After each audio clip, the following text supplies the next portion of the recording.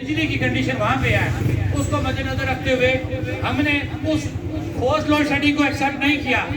البتہ جو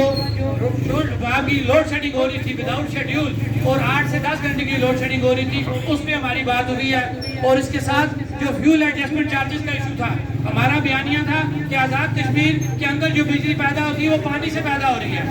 آپ نے فیول ایڈجسٹمنٹ چارجز جو ہمیں لگائے ہیں ہم کیوں دیں؟ یہ موقف ہمارا تسلیم کیا گیا۔ اور اس کے حوالے سے بھی میں بتاؤں گا جو وہاں سے اسٹیٹمنٹ لے کے میں بتا رہا ہوں کہ یہ 2 باتیں لے کے میں آپ کے پاس آیا،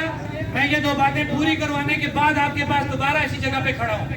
اور انشاءاللہ کھڑا رہوں گا، بھاگوں گا نہیں، کیونکہ ہمارے کوئی اس کے اندر ذاتی مفادات نہیں ہے۔ یہ تاجروں کی سیاست ہے، تاجروں کی فلاح و بہبود کی بات کر رہے ہیں اور انشاءاللہ کرتے رہیں گے۔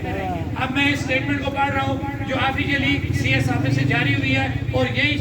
اسی کے مطابق صبح مجھے آرڈر مل جائے گا، اور نیا جو شیڈیول ہے میں وہ بھی اناؤنس کروں گا کہ آج ہی آپ کو بھی نیا شیڈیول بھی بجلی کا جاری ہو جائے گا۔